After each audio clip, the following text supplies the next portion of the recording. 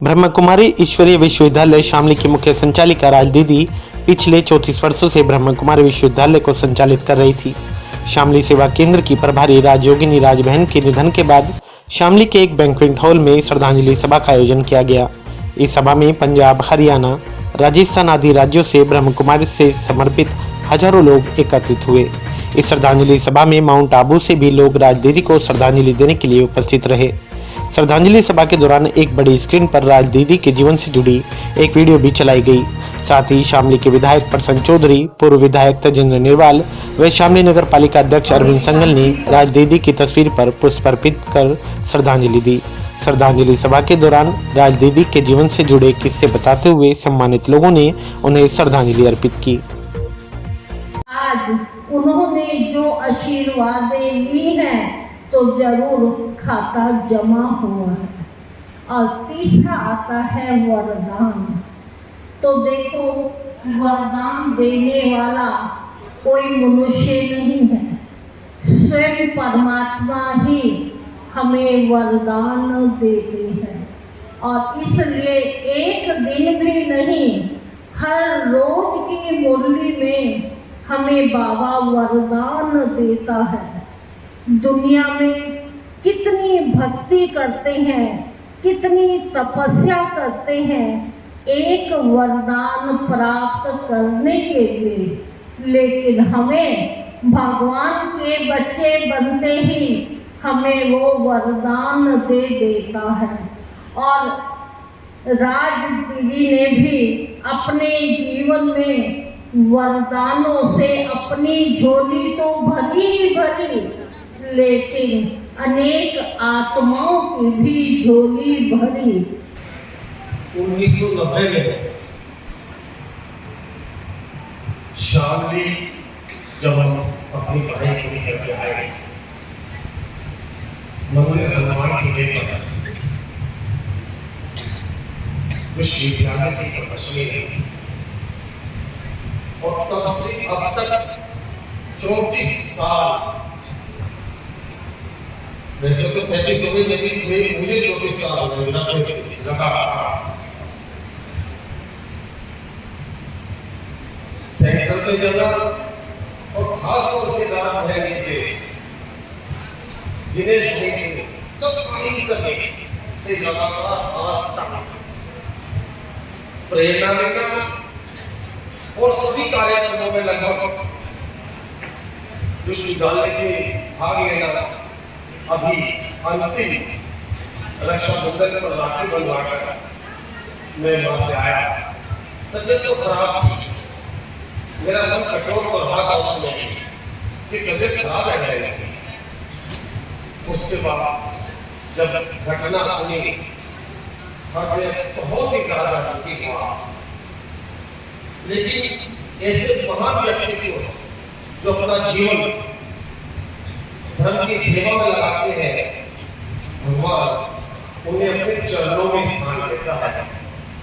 ऐसा विचार मेरे मन में आया कि बहन राज बहन को भगवान अपने चरणों में जरूर स्थान देंगे। तब मन को तसल्ली भी हुई। मैं सबको, आप सबको एक ही बात कहूंगा, प्रेरणा दूंगा आज के दिन, राज बहन के जीवन जैसा सार्थक जीवन जो जीलेगा वो निश्चित ही स्वर्ग को प्राप्ति करेगा। ओम शांति। मन भारी है, लेकिन ड्रामा निश्चित है। इसलिए जो हो रहा है वो प्रभु की, परमात्मा की इच्छा से ही हो रहा है। मैं उनको अपनी ओर से श्रद्धांजलि देता हूँ। अभी दिनेश भाई ने बताया कि इस आश्रम की स्थापना कब हुई। पहली जो मीटिंग हनुमान टीले पर हुई थी, उसमें दिनेश भाई और मैं दोनों साथ थे। है बात बहुत छोटी सी, मेरी चप्पल कोई चोरी कर ले गया था, लेकिन मंदिरों में चप्पल अक्सर नहीं मिलती। मेरी चप्पल कोई मिलने वाला ही पहन गया था और प्रेस पर वो दे गया था। तो मुझे लगा कि कोई बात है, इसलिए मैं इस आश्रम से जुड़ा और ईश्वर के ज्ञान में भी काफ़ी लंबे टाइम रहा हूँ।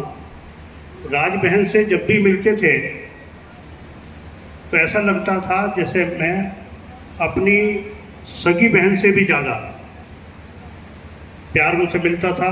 मिलने के बाद वो जैसे भी, उन्होंने मेरी क्लास भी उन्होंने कराई थी, और ऐसा मधुर, मैं मंच का कोई अपमान या कोई छोटा बड़ा नहीं करना चाहता, लेकिन जो गुण उनमें थे वो बहन मुझे ऐसी लगती थी कि जैसे देवी स्वरूप हो। आज मुझे मेरे से छोटी होने के बावजूद भी आज उन्हें श्रद्धांजलि देनी पड़ रही है। मैं दुखी मन से उन्हें फिर दोबारा से श्रद्धांजलि देता हूँ। ओम शांति। बंधुओं, मेरा राज दीदी से जब से ये यहाँ पर आश्रम बना था तब यह संबंध रहा, और शुरुआत तो हुई थी दिनेश भाई जी से।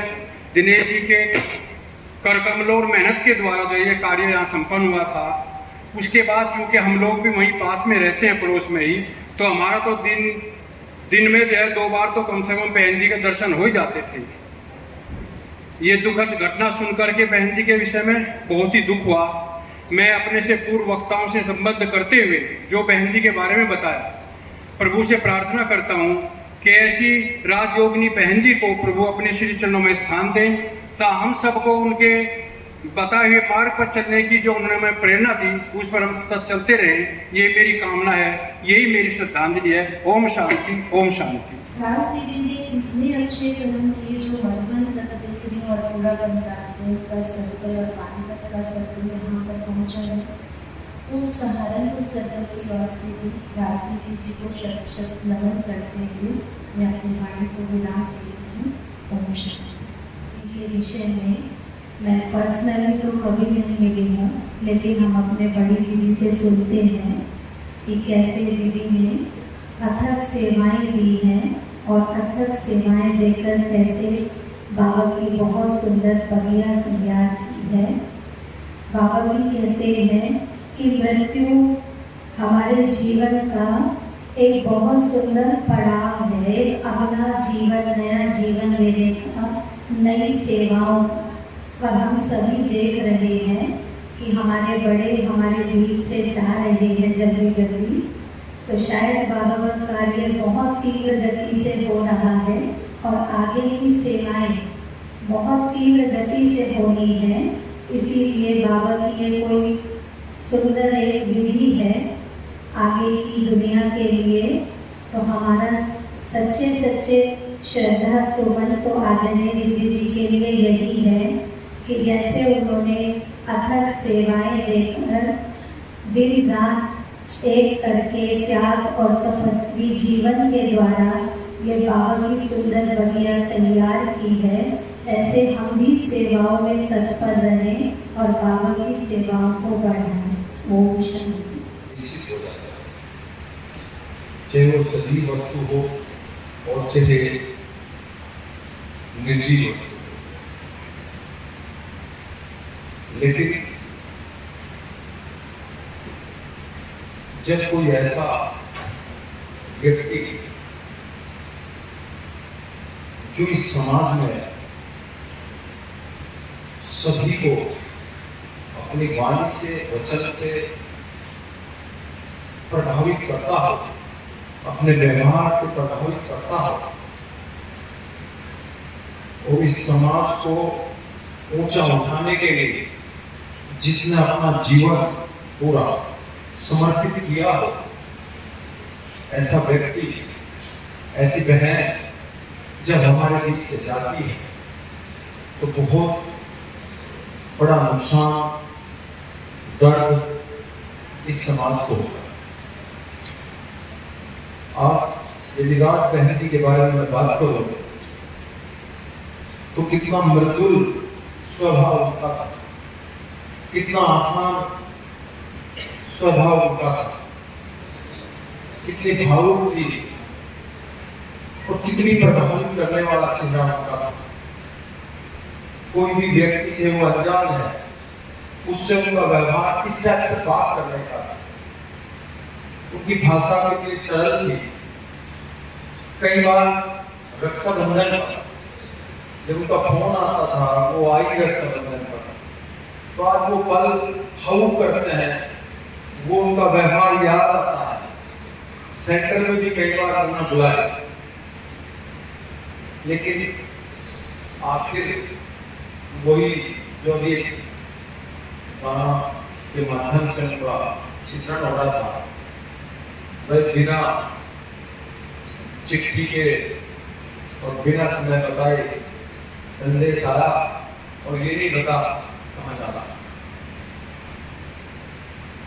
लेकिन उनको सच्ची श्रद्धांजलि यही है कि जो उनके विचार थे, जो उनका व्यवहार था, जो उनकी प्रकृति थी, हम उससे प्रेरणा लें, अपनी आने वाली पीढ़ी को भी उनके विषय में बताएं और उनके विचारों को आगे बढ़ाएं। ये ही उस दिव्य आत्मा को सच्ची श्रद्धांजलि है। अंत में मैं परम पिता परमेश्वर से यही प्रार्थना करता हूँ कि उस महान आत्मा को अपने चरणों में स्थान दे। ओम शांति शांति शांति। सेकंड में कैसे ये चेक हुआ, सुरभि बहन जो उनके अंत समय रही, सदा सेवा करती रही, वर्षों में आपके सामने आएगी, दो शब्द लास्ट में सुनाएगी। तो वो यही कह रही थी कि भाई साहब सब कुछ तो ठीक कर रहे थे, चल रहे थे, फिर रहे थे, सब कुछ अचानक आप देखो इस कदर ठीक थे कि मेरी रात को बात हुई उनसे। मैं कहा बहन जी कल भट्टी है, शायद 2 सितंबर की भट्टी रखी थी,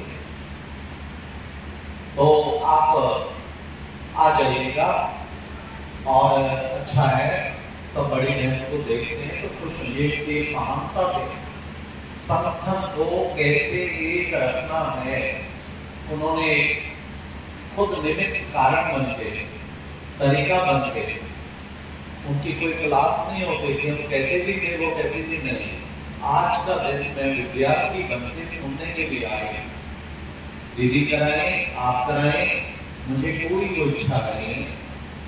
हर बार वो भट्टी में आते थे, ज्योति को जलाने का संकल्प लेकर, जिन्होंने अपने जीवन के बेहतरीन 34 वर्ष यही कहो कि अंतिम समय तक इस विचार को आगे बढ़ाने के लिए अपना जीवन लगा दिया। आज उनकी श्रद्धांजलि सभा में उपस्थित सम्मान मातृशक्ति, सम्मान बंधु, प्रजापिता ब्रह्म कुमारी ईश्वरीय विश्वविद्यालय जो भी सभी आदरणीय दीदी और संस्थान से जुड़े हुए सभी सम्मान सदस्य के, सही मायने में ऐसी आत्माएं अभी मैं गीत के बोल सुन रहा था, न चिट्ठी न संदेश, उसमें एक लाइन मुझे अटपटी लग रही थी बस कि आवाज तो दी होगी, नहीं, ऐसी पवित्र आत्माएं कभी आवाज नहीं देती। ईश्वर के चरणों में जाने के लिए तो सारा जीवन लगाया है, उसी स्थान पर जाने के लिए तो सारा जीवन उन्होंने आप लोगों के बीच में गुजारा है। ये तो आम आदमी के लिए होता है कि हाँ परेशान रहेंगे जाने से पहले, या उन्हें दुख होगा, या जीना चाहते होंगे। साधु संत साधवी महात्माएं जो महापुरुष हैं वो तो करते ही सारा कुछ उसके लिए है, और हमें भी बताते हैं कि हमारे और जानवर के जीवन में क्या अंतर है, ईश्वर ने क्यों बनाया मनुष्य, वरना सारे काम जो हम करते हैं जानवर भी कर ही रहे हैं, खाना पीना नित्य कर्म सब कुछ, लेकिन ईश्वर ने अपने काम के लिए मनुष्य को बनाया है, इसलिए विवेक दिया, और उस विवेक का उपयोग करके हम अपने जीवन को सार्थक कर सके और उस पीड़ित, वंचित, गरीब, कमजोर व्यक्ति के लिए समाज की सेवा के लिए लगा सके। यही रास्ता दिखाने के लिए देवी ने अपना पूरा जीवन लगाया है। इसलिए उनके जाने पे कभी भी दुख का भाव नहीं होता। वो तो हमें रास्ता दिखा के कहीं हिंदू के रास्ते पे चलो और आपको भी सदगति मिलेगी। जन्मों जन्मों का हिसाब चलता है केवल हमारे धर्म में, और धर्म को मान्यता देते सीखे। हम अपना जीवन समाज सेवा में लगाएं, एक दूसरे के दुख दर्द को साझा करके दूर करने का प्रयास करें और ईश्वर ने जिस काम के लिए हमें भेजा है हम उसके लिए अपना समय लगाएं। यही आज दीदी का संदेश है। वो यहाँ की मुख्य संचालिका थी वो, और खुद संकल्प लेकर सामने में आई थी। तो उनके प्रति सच्ची श्रद्धांजलि यही है कि इस क्षेत्र के आसपास के सभी अनुयायी, सभी उनसे जुड़ी हुई बहनें और सभी कार्य में जुड़े बंधु उनके काम को आगे बढ़ाने का लिए अपना जीवन लगाएं, उसी रास्ते पर आगे चलकर उनके सपने को सार्थक करें। मैं भी उस पवित्र आत्मा के प्रति अपने श्रद्धा सुमन अर्पित करता हूँ। हालांकि मेरी औपचारिकता है, ऐसी पवित्र आत्मा पहले स्वर्ग में है, पृथ्वी में मैं ईश्वर से एक औपचारिकता ज्ञाते प्रार्थना करता हूँ कि उस पवित्र आत्मा को अपने शेष में स्थान दे, और अगर उन्हें कभी दोबारा जन्म मिले तो शामली क्षेत्र में दे। ऐसी प्रार्थना करते हुए अपनी बात समाप्त करता हूँ। ओम शांति शांति। सेवाओं को आगे बढ़ाने में सदा मददगार माँ की तरह से जिन्होंने पालना दी, आदरणीय बड़े दीदी जी, उनसे मेरा अनुरोध है आज की श्रद्धांजलि सभा में आप भी श्रद्धा सुमन समर्पित करें। आदरणीय बड़े दीदी जी। ओम शांति। मंच की शोभा सभी प्यारे बहन और आप सभी प्यारे बहन, आज इस शांति की सभा को देखते हुए महसूस होता है कि राजबहन का कितना प्यार था सबके साथ। क्योंकि जब प्यार होता है किसी से, चाहे वो कितना भी मस्त हो, कितना भी बिजी हो, फिर भी समय निकाल कर जरूर आ ही जाता है। संस्कार के टाइम में सभी पहुँचे।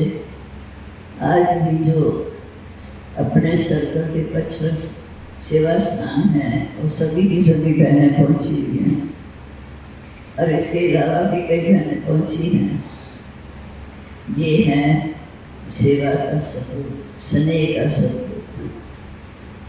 तो ऐसे हम भी समझे, जाना तो सबको है, लेकिन आज के इस प्रोग्राम को देखते हुए हमें ये समझना है कि चाहे कुछ भी हो, समय सबके इंतजार कर रहा है। समय हमें दिखाता है कि मालूम नहीं कौन सी घड़ी किसकी आ जाए, किस समय आ जाए। जब राजबहन सीकर में थी तब मनोहर दादी ने उनको यहाँ भेजा। उसकी मम्मी ने कहा था कि मेरी एक बेटी मेरे साथ रहे, तो पानीपत भेजा। 7-8 साल वहाँ सेवा की। मैं नौकरी करती थी उस समय। तो एक रामकली माता जी बुजुर्ग थी और राजबहन थी, अमृत बहन, तीनों ने सेंटर संभाला। फिर दिनेश भाई ने रिक्वेस्ट की, फिर उनको शांति भेजा। हनुमान टीला मंदिर में सबसे पहले प्रदर्शनी लगाई, सेवा की। आकर सेवा करते करते आज कहाँ तक पहुँचे हैं। हम यहाँ बैठे हैं, लेकिन वो आत्मा ऊपर से ही सब दृश्य देख रही है, क्योंकि आत्मा अजर हमारा विनाशी। आत्मा मरती नहीं है, लेकिन शरीर चला गया। शरीर छोड़कर जब आत्मा जाती है तो उसका अगला जन्म भी निश्चित होता, पर हम जानते नहीं। शरीर भी निश्चित होता है किस दिन छोड़ना है, कहाँ छोड़ना है, किस प्रकार छोड़ना है। ये बात सिर्फ परमात्मा क्या जानता है, कोई नहीं जान सकता।